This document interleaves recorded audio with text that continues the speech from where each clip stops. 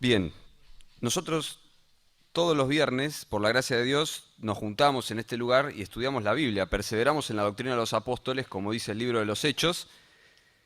Estábamos estudiando la epístola de Santiago, pero coincidió con este fin de semana que la cristiandad general o la iglesia oficial, o como decía recién Twitty, mundialmente se celebra la llamada Semana Santa. Como él decía, nosotros lo celebramos todos los domingos. Dice la Escritura que en el pan y en la copa, dice, cada vez que hacemos esto, la muerte del Señor anunciamos hasta que Él venga. Nosotros lo hacemos como Él lo mandó. Y este evento anual, que alguno a veces dice, ¿qué tiene que ver? Porque los judíos festejan algo y también Semana Santa después cada año cae diferente. ¿Por qué cae diferente? Porque, y siempre cae con la Pascua judía. Y después está el tema de los huevos de Pascua y los conejos. Con eso no lo vamos a ver, no tiene nada que ver con la Biblia. De hecho, tiene que ver con religiones paganas. Si usted después quiere por su cuenta investigarlo, no tiene nada que ver con el Señor, lo mismo que Papá Noel, y los gnomos, nada que ver. Así que nos vamos a ocupar de lo que sí tiene que ver con la Biblia y lo que sí tiene que ver con este hecho que es el hecho más grande ocurrido jamás en la historia de algo. O sea, es el precio jamás pagado y con toda reverencia me permito decir, es la injusticia más grande hecha. Y provino de parte de Dios, con toda reverencia lo digo. Una vez Omar nos explicaba qué era la misericordia. Y para que lo entendamos nos decías que es una injusticia sufrida hacia mí mismo en favor del otro. Y esto fue una injusticia que Dios sufrió contra sí mismo, por así decirlo, hecha en favor de nosotros. La injusticia más grande, porque el único hombre que no pecó, el único hombre que no tuvo pecado, murió por el pecado de otras personas, nosotros, entre ellos. Y eso es lo que la cristiandad en general celebra. Ahora, después se llama Pascua. ¿Y qué tiene que ver con la Pascua? Bien, también vamos a ver por qué murió Jesús y para qué murió.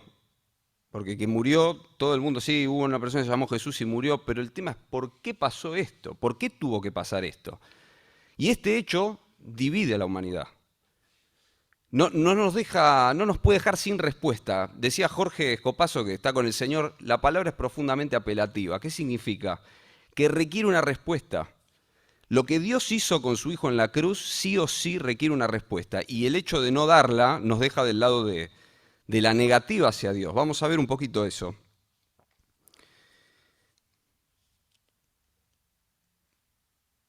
Estábamos estudiando los domingos el Evangelio de Juan y justamente caía por ahí. Este relato que yo voy a tener la lectura en el libro de Juan, en el Evangelio. La crucifixión está relatada en los 4 evangelios. Algunas cosas se repiten, algunas cosas se dicen pero diferente y algunas cosas aparecen exclusivamente en los 4, Mateo, Marcos, Lucas y Juan.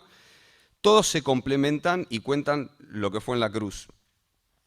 Y bueno, vamos a tener la lectura y después con la gracia de Dios vamos a ir explicando cómo es esto de la Pascua. Jesús celebró la Pascua antes de ir a la cruz y dice la Escritura que Él mismo es nuestra Pascua. Lo dice el apóstol Pablo. Cristo es nuestra Pascua.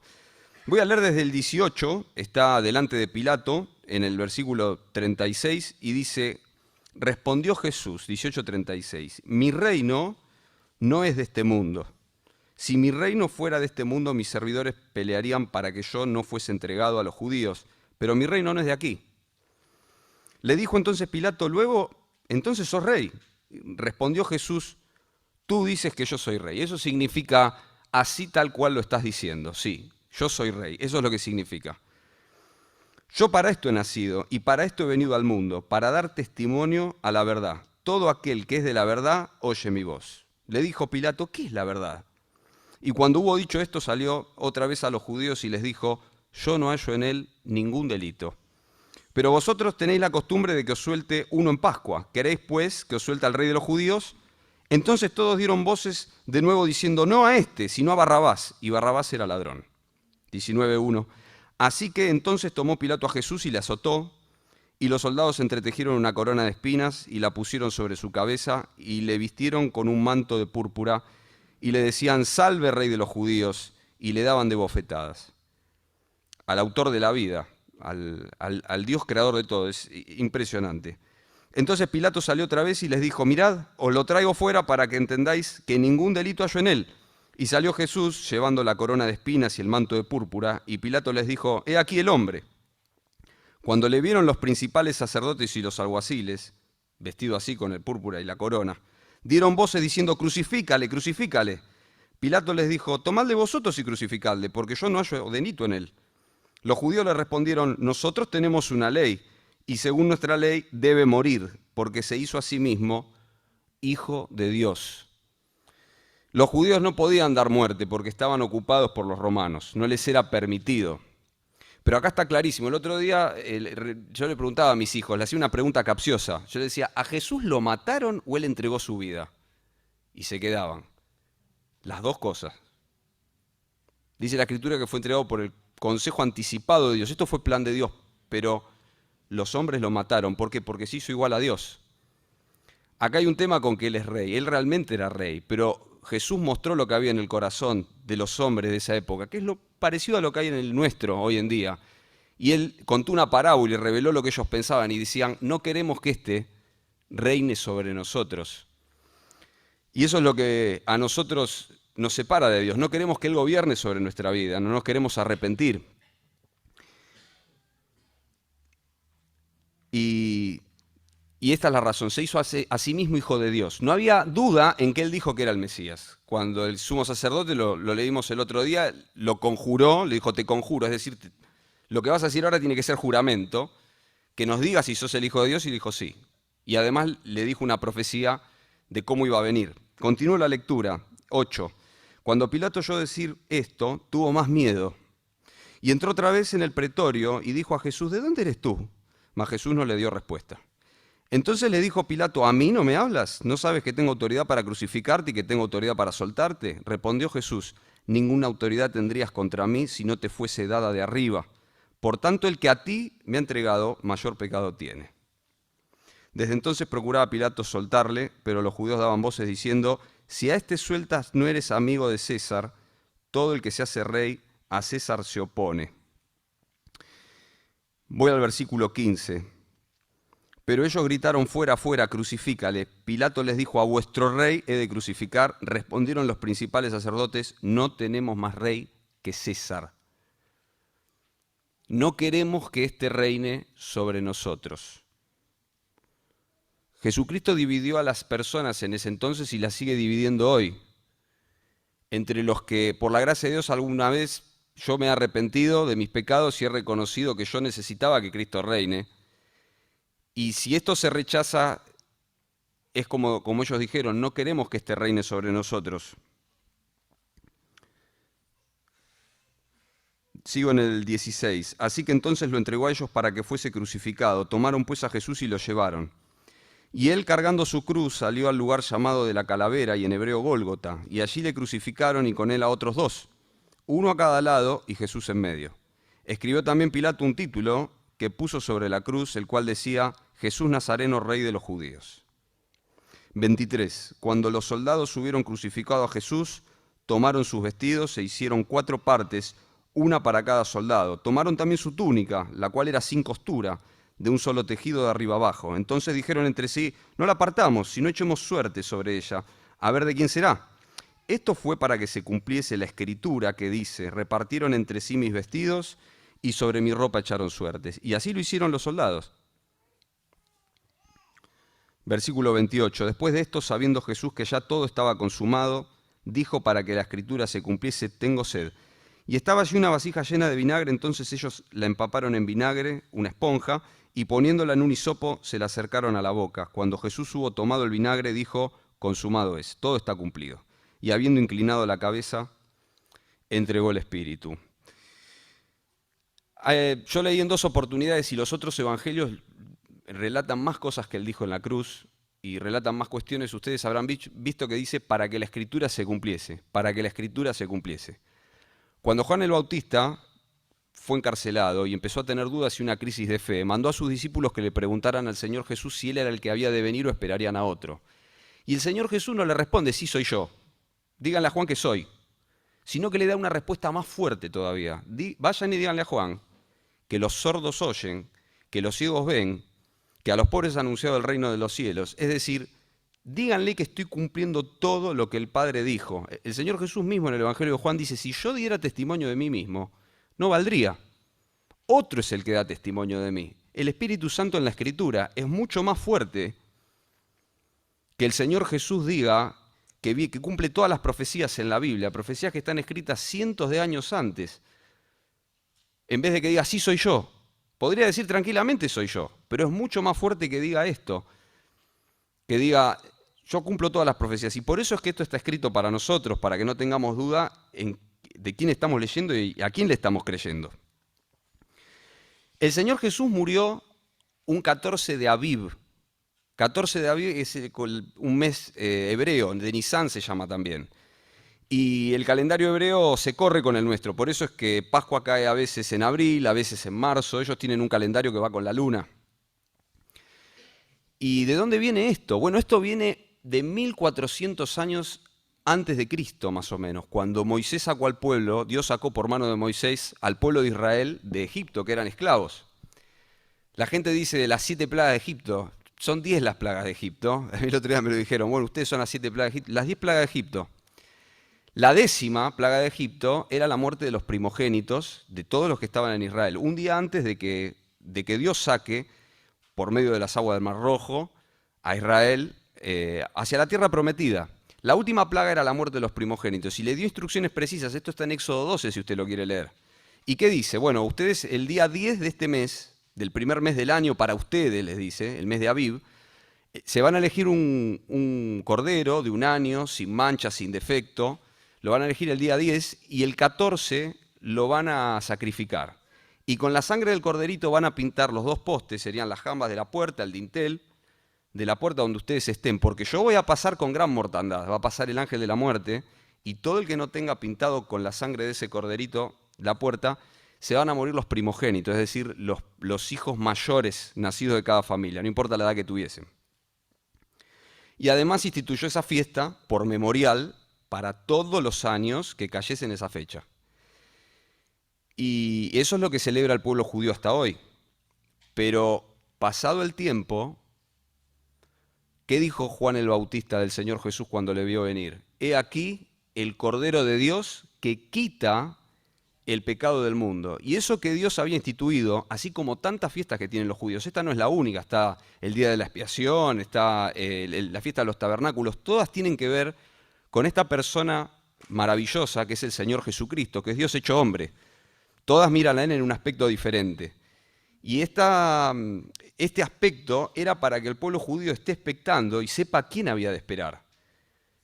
Lo que el Señor Jesús hace por nosotros, hace por la humanidad, se parece mucho a este corderito que podía ser tomado de las cabras o de las ovejas y que tenía que morir y ser sacrificado para que el pueblo no sea enjuiciado. Iba a pasar el ángel de la muerte, iba a pasar el juicio, y el que no tuviera esa sangre en su vida, no tuviera esa sangre en la puerta de su casa, se iba a morir.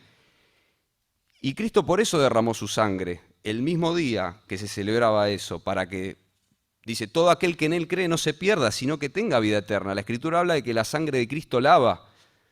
La sangre de Cristo en nuestro corazón, cuando venga el día del juicio, va a determinar dónde vamos a pasar nuestra eternidad. Así dice Jesucristo, todos vamos a resucitar. Unos van a resucitar para vida y otros van a resucitar para muerte. Porque así como después de lo que nosotros conocemos como la muerte, para algunos está la vida eterna, para otros está la muerte eterna. La Biblia dice que los que vayan a esa, que es la segunda muerte, dice, serán lanzados vivos al lago de fuego y azufre que arde por los siglos de los siglos. No es pavada. Y por eso Dios el Padre tuvo que cometer semejante injusticia y se tuvo que hacer cargo de un problema que era nuestro. Ustedes saben, y yo también, que aunque nacimos en pecado, es decir, que estamos inclinados al mal, porque Adán en algún momento pecó. Yo no lo pedí, ¿no? Yo nací inclinado al mal y no pedí ser así. Pero en algún momento de mi niñez, en algún momento de mi juventud, en algún momento de la juventud de ustedes, empecé a discernir entre lo bueno y lo malo. En ese momento somos responsables. Y yo soy consciente, y yo sé que usted y vos también, de que en algún momento, conociendo entre el bien y el mal, elegiste lo malo a propósito. Consciente de que estaba mal. Y dice la Escritura, en Isaías 53, que cada cual se fue por su camino. Todos los pecados que nosotros podemos llegar a cometer, que nos hacen reos de condenación, que nos hacen dignos de la condenación eterna, surgen del mismo lugar, que es que cada uno quiso hacer lo que quería. No queremos que este reine sobre nosotros. No quiero un rey sobre mi vida. Todos nosotros tenemos una deuda de gratitud con Dios. Dios nos creó, nos dio un órgano que funciona, nos dio vida, nos dio un montón de cosas. Y cada cual de nosotros en algún momento dijo, ¿sabes qué? Yo quiero hacer lo que quiero. Yo quiero hacer lo que a mí me parece. Todos nosotros somos culpables de eso en algún momento de la vida cuando somos responsables y podemos diferenciar entre el bien y el mal. Y Dios cometió esta injusticia, dicho con toda reverencia, injusticia para con Él, para tener misericordia de nosotros, enviando a su Hijo a morir en la cruz. Y eso es lo que tiene que ver con la Pascua. Dice la Escritura que Cristo es nuestra Pascua y murió por los pecados una sola vez. No hacía falta hacerlo todos los años ahora. Todo miraba a Jesucristo. Todo miraba a aquel que había de venir y al final vino.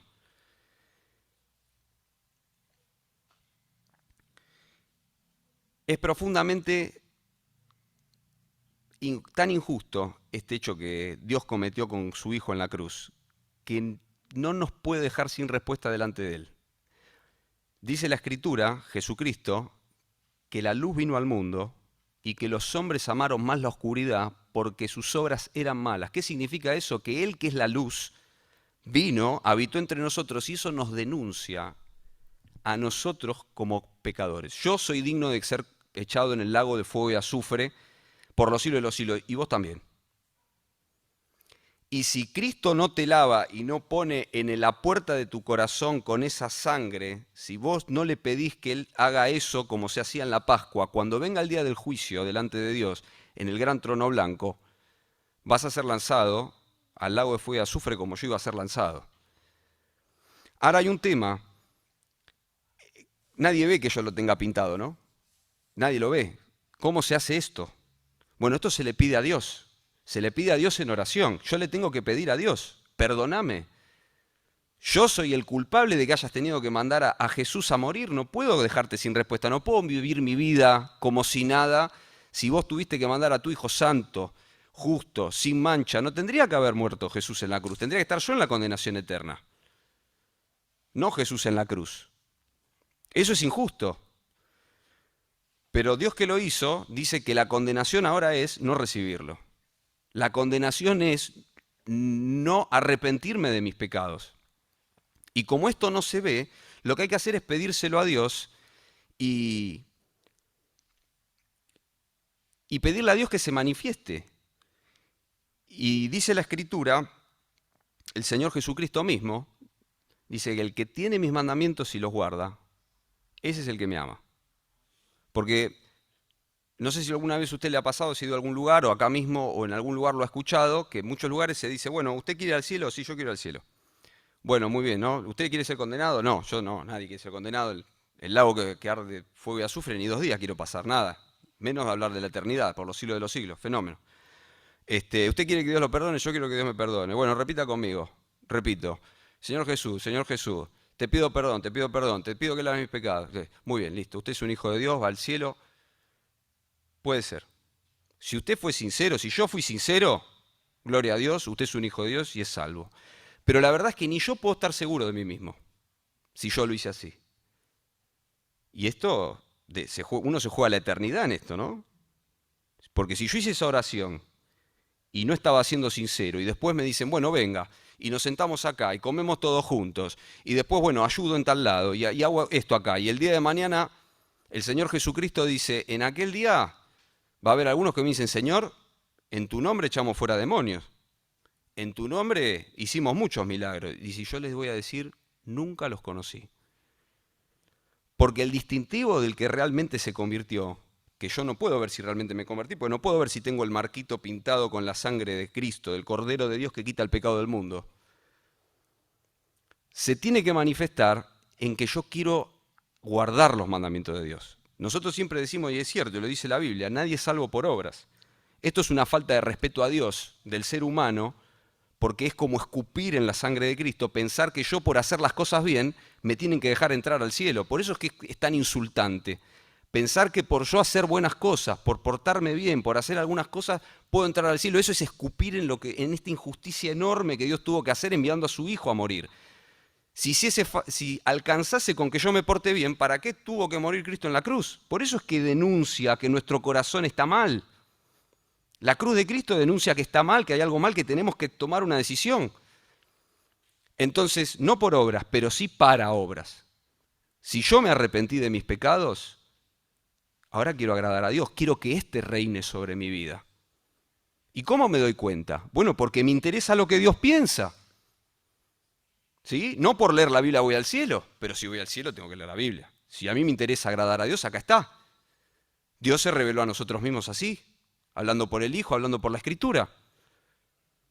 Y me interesa que Dios diga que no hay que dejar de congregarse como algunos tienen por costumbre, y me interesa que Dios diga que el que robaba más no robe, y me interesa que Dios diga que ninguna palabra corrompida salga de nuestra boca. Me interesa todos los mandamientos de Dios. ¿Por qué? Porque el que ama a Dios guarda sus mandamientos. Pero entonces, ¿te salvás por guardar los mandamientos? No. Porque Dios me lavó con su sangre acá, entonces quiero guardar los mandamientos. Es de esa manera. Entonces, qué importante es que nosotros estemos seguros. Me acuerdo de lo que decía Jorge, que recién lo mencioné, que está con el Señor. Él decía, yo cada día quiero ver las evidencias de que me convertí.